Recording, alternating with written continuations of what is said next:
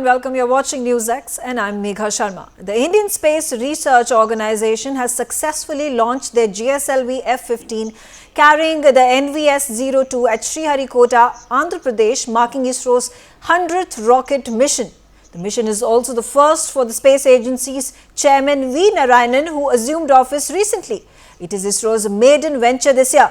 This mission marks a significant milestone as it represents ISRO's 100th launch from this spaceport, showing India's growing capabilities in space exploration. The gslv F-15 is part of the geosynchronous satellite launch vehicle program and will deploy the NVS-02 satellite into a geosynchronous transfer orbit.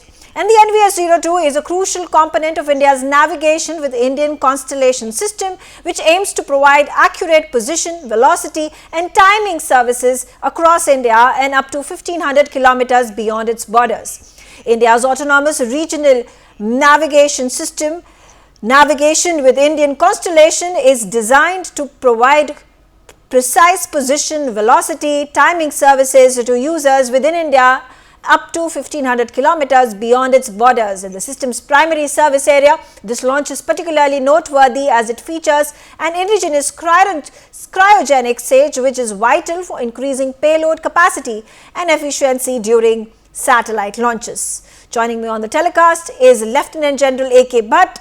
Thank you, sir, for joining me on the telecast. And I've spoken about a lot of these technical jargon. I would like to understand from you, why is it so important that this 100th mission, where a navigational satellite has been placed in the orbit, so important for ISRO and the space industry in our country? You know, from 1979, when the first SLV-3 was launched, to today, when we have had a 100th launch, it has been a long way and a very successful one. We are proud of especially the PSLV satellite, where we have already had 62 launches, and today the 17th successful launch of the GSLV, which places NAVIC 2, a replacement satellite for a NAVIC system, in the geosynchronous orbit.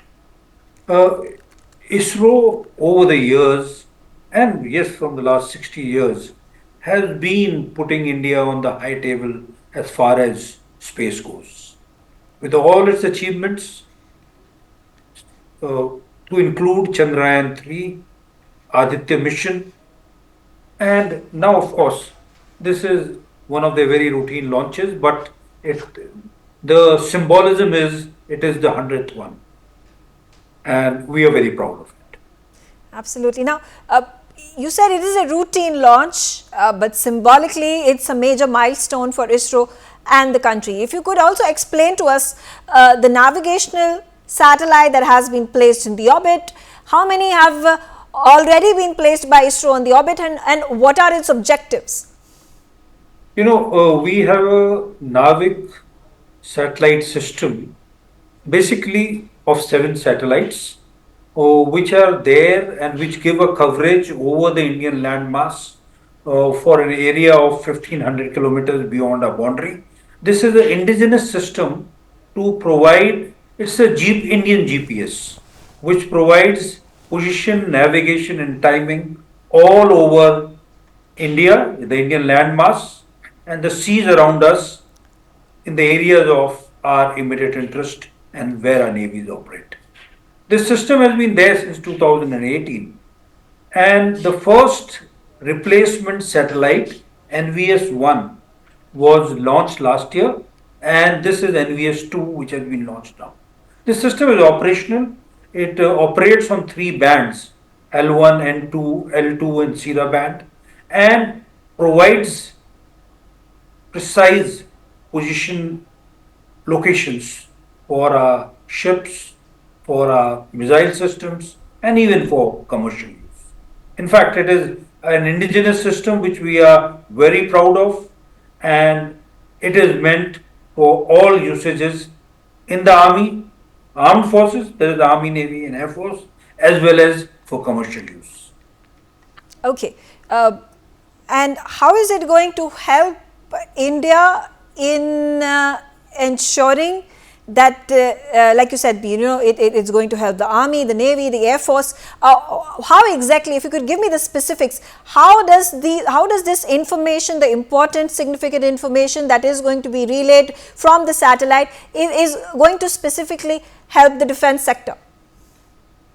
Uh, Let me tell you today, world over, the first navigation system from space and which has been used worldwide is the GPS system, which is from America. And it gives two kinds of signals. One is for commercial use, one for military use. There also a system developed by the Europeans, by the Russians, and by the Chinese called Galileo, Beidou, and uh, uh, Galileo and Beidou. But this system, NAVIC, is the most precise system for the Indian landmass and the area around it. And what it gives us distinctly an advantage is for usage by Indian Air Force, by the Indian Navy, that is the ships, as well as in future and of course in some of them even in our weapon systems for precision. Okay. To summarize it, it gives us Atam Nirbharta, independence, not to bank on any foreign systems, but our own system of position, navigation, and timing. Right. If you could, look into the future and tell us about the ambitious plans of ISRO when it comes to Gaganyaan, when it comes to Chandrayaan 4, how close are we in realizing these dreams? Oh, yes, there is a well laid out plan which has been now even approved by the cabinet, which of course immediately starts with the Gaganyaan mission. Two to three of its uncrewed missions will take place next year. And by 2026 end or 2027, there would be a crewed mission. And finally, by 2045, we are expecting an Indian launch vehicle taking an Indian crew to the moon and back. And in between would be the development of the NGLV, a new launch vehicle, as also the development of the Bharat Antariksh Station, which will start somewhere in 2028 and get over by 2035. But yes, the first mission and which we are looking in the next 2 to 3 years is Gaganyaan. Thereafter, the Chandrayaan 4 mission, and also in between there is the Venus mission also, which would be there, where a launch vehicle will be launched, a space vehicle will be launched for Venus. So this is broadly the program. From Okay. Gaganyaan, that is sending first human beings to space, to sending a crewed mission to the moon in 2045. ISRO has also been collaborating with a number of space agencies in United States of America, in Russia as well. What is the future of these collaborations? There is one thing good about space is there has always been cooperation and collaboration there. And not only with USA and Russia, but also with Japan and with ESA, that is the European Space Agency, and many other countries. As you are aware, even the International Space Station, there was a time when American astronauts were taken there on a Russian spacecraft. So, always space has been an area of cooperation between multiple countries, and this will continue. India also has cooperation with many more, and France, which I forgot, is also there. Yeah. Absolutely. But talking about cooperation and collaboration, and in stark contrast is space race, where China at this point of time is competing strongly against United States of America. Where does India stand? India positions itself in a bid to occupy space orbits. Oh, well, like I said, space is not a place of rivalry today. Each nation has its space program, and that space program is required to meet the civilian and military needs of a nation. Yes, in the last few years, China has really geared up their space program that includes their space station as well as the larger number of launches and satellites which they have launched. But definitely, USA leads this with the largest number of launches which have taken place in the last few years, as well as the number of satellites. One of the companies, Starlink, a private company, has nearly 6,000 satellites which are there. But India today, with 50 to 51 satellites, has adequate for what we require for ourselves, be it for the military or for commercial use. And of course, there are plans in future to launch in the immediate future more than 50 satellites under the program called SBS-3 for the armed forces, as well as the Navik. All these satellites will be replaced. Whatever the requirements of communication, PNT, or Earth observation are there in India, there is a plan of these being launched either by ISRO and in the future even by the private sector. I would also like to understand, and obviously something of a curiosity, that how long do you think does ISRO have on its agenda to set up a space station, the likes of the International Space Station by America, and also China at this point of time also moving ahead with that project? Oh yes, we. That is why I said there is. Uh, you can theoretically say there's a competition, but more important is we are developing our space program as per our requirements and as we develop our indigenous capabilities. All what I told you from launching of Gaganyaan to the launching of a crewed mission to moon is being done by indigenous capability. Yes, there would be maybe a little gap if you compare it with China and America, but we are well in the process of taking it forward with the indigenous capability and the efforts of the Indian space enterprise, which includes led by ISRO, having the private sector, academia, and scientists there in it. Thank you so much, General A.K. Bhatt, for joining me on the telecast and giving us all this important information in wake of this 100th milestone that ISRO has achieved today early in the morning. I also have with me Group Captain Venja on the telecast. Group Captain Venja, a response from you with regards to this milestone that has been achieved, and what is it that lies in the future for ISRO to then move forward, plan it out, execute these programs that will allow for the space industry in our country to further grow? Well, Megha, very good afternoon, and thank you very much for taking up the cause of space programs on your channel, and to compliments to your channel that is repeatedly broadcasting everything about the space technologies. Compliments for that. Yes, as far as the today's launch is concerned, it is a milestone of a sort that it was the 100th launch from the port, and the launch port is something what also will have to upgrade itself, cater to the new ways of technology, especially the communications part of it, because there is very vital communications that take place between the launch pad and the control stations, so the launching stations. So it is very prudent that the government of India has given sanctions for the second and the third portal also, launch pads, and that is going on. It will come up in the coming time. As far as today's launch is concerned, I compliment ISRO for having a successful launch. It was a copybook style of their launch. Usually that is how they have, and it is also a landmark that the GSLV Mark II is very selectively being used these days, because GSLV 3 is there for all purpose. That's the workhorse heavy lift. So in light of that, GSLV Mark II is doing a very good job, that you can say.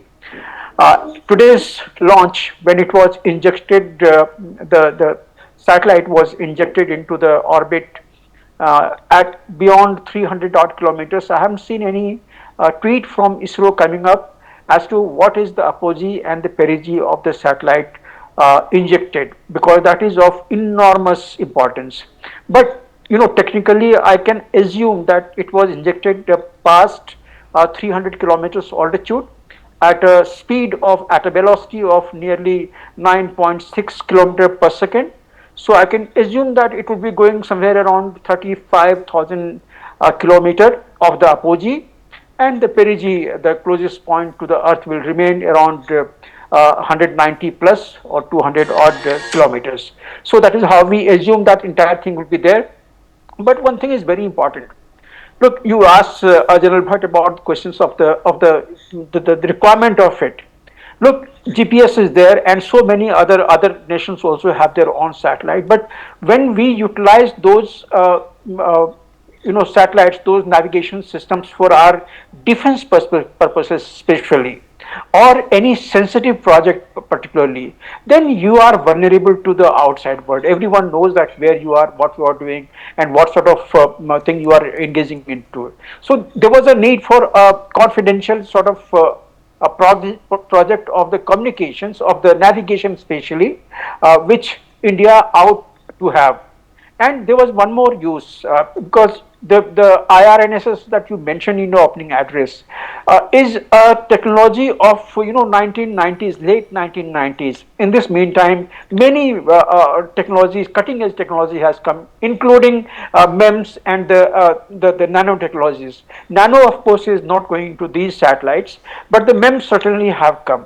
So with those technologies, upgraded equipment, upgraded chips, the cutting edge sort of technology what has come into this is one what needed these NVS to be sent there, and it is a replacement for IRSS, as you have mentioned. This particular NVS2 will be replacing, I think, IRSS 1E, if I am not mistaken. So that will take its place, and in the meantime, whenever we have a version 2 of any product, we always have value additions into it.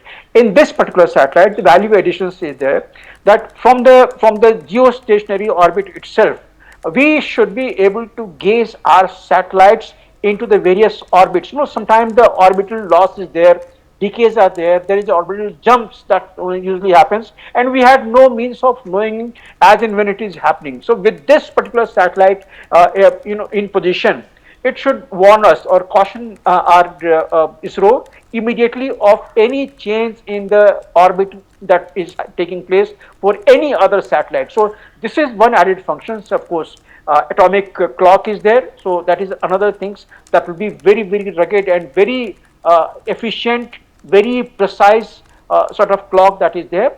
And with this particular satellite, today's satellite, it will be positioned, I believe, somewhere around 111 degree east.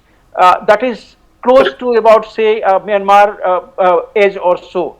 And that is what is giving India about 1500 odd kilometers beyond its border, the visibility. So compliments to ISRO that it has launched this, and in the coming days it will maneuver. Right now it is in highly elliptical orbit. In the coming days and weeks, it will maneuver. There will be apogee burn of the motors with which the orbit will be made absolutely circular. And then thereafter, this will continue giving us the data. It will be part and parcel of the five satellite system of the NVS 1 to 5. NVS 1 was already launched in 2023. I suppose May 2023 it was launched. So that is already in position. That is doing its works. That is already integrated along with the IRSS and doing the work in synchrony.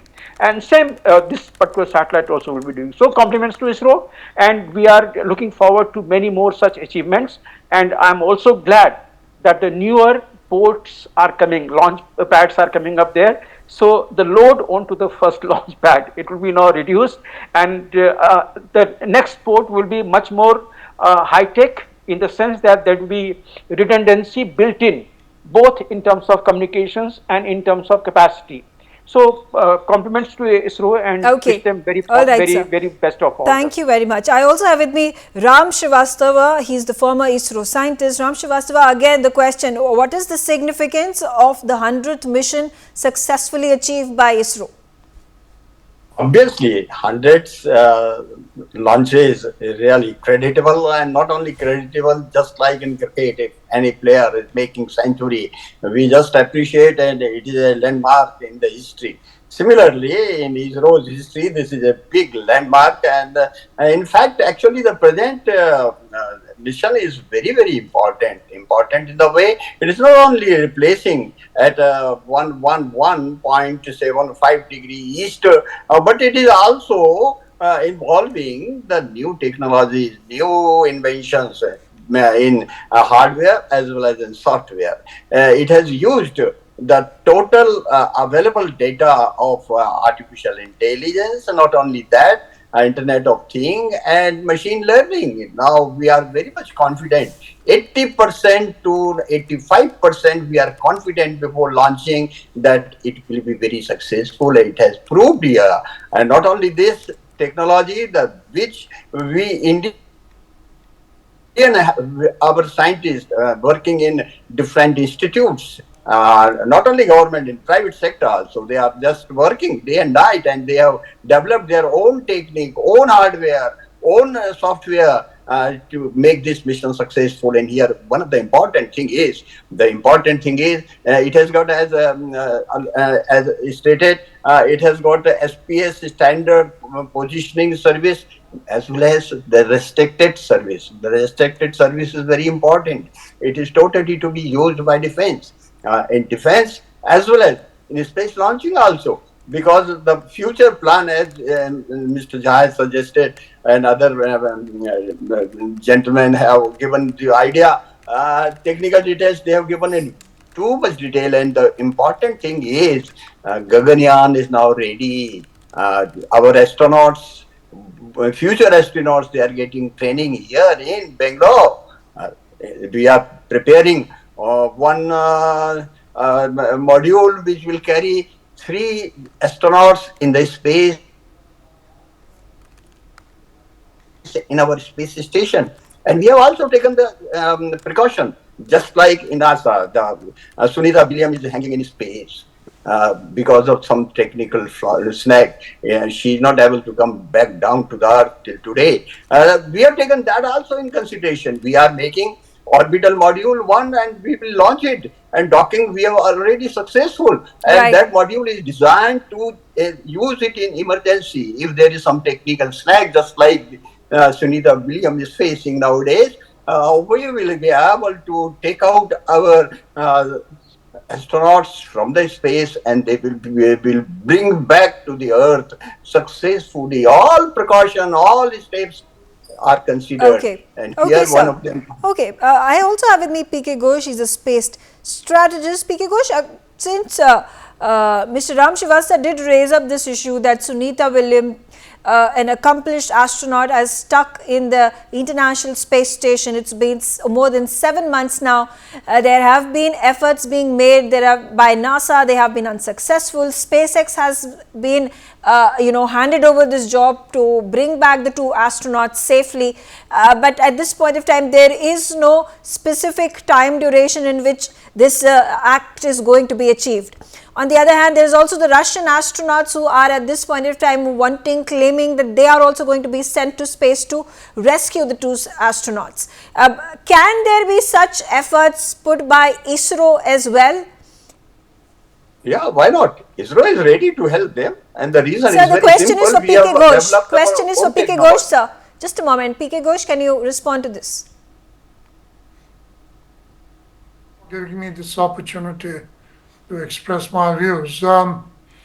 Firstly, I think there's a lot of hype about Sunita Williams. Before I come on to the 100th launch, which I also wanted to share some of my views.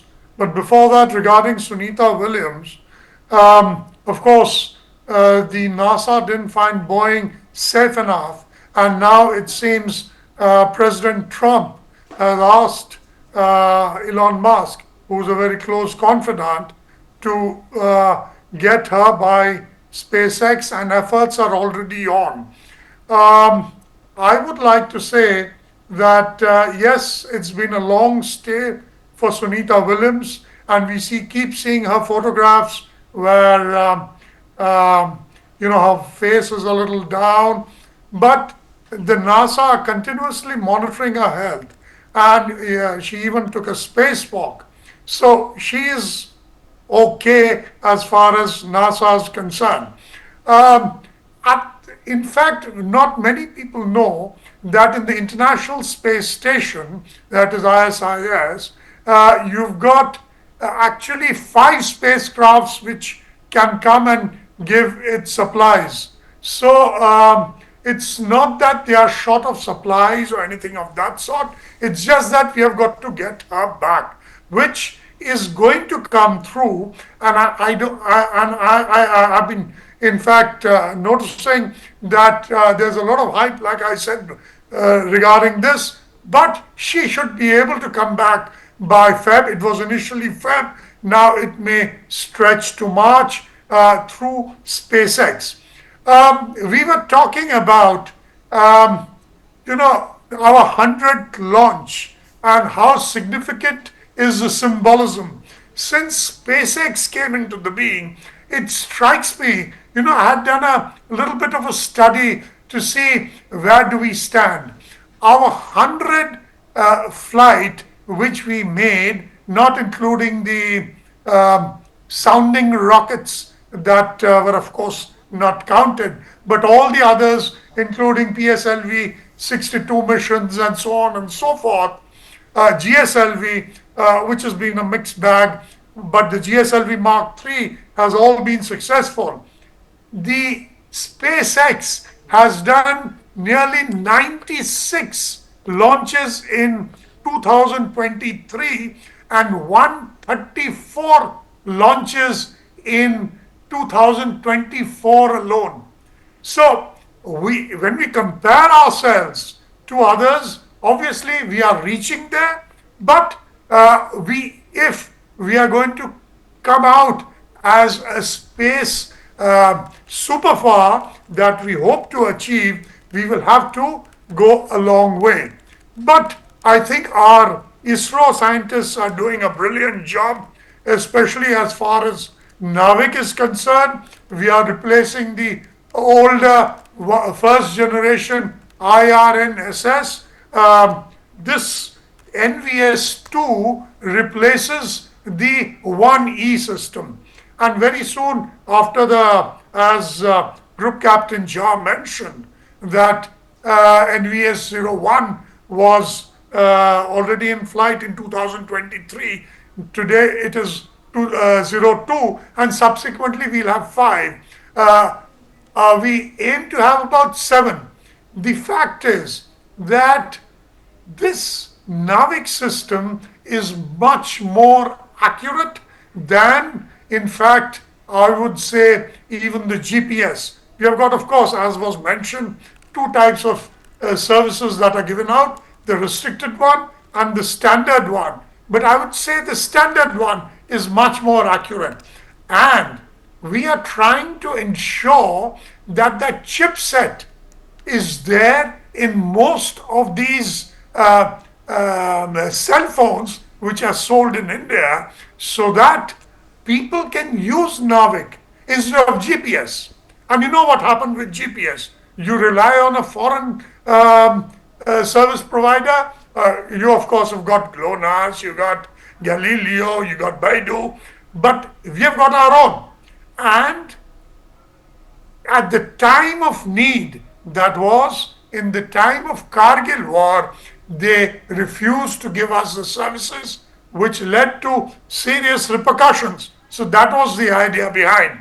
So my main idea is that the NAVIC is doing a great job, the ISRO are doing a great job, but I think as far as flights are concerned, we will have to increase our capacity, as was mentioned by Group Captain Jha. Right, we are sir. already building Absolutely. I'm out of time, unfortunately. I'm sorry I have to interrupt you, but I thank all you gentlemen for joining me on the telecast and sharing your views. I'll take a short break. Thanks for watching NewsX.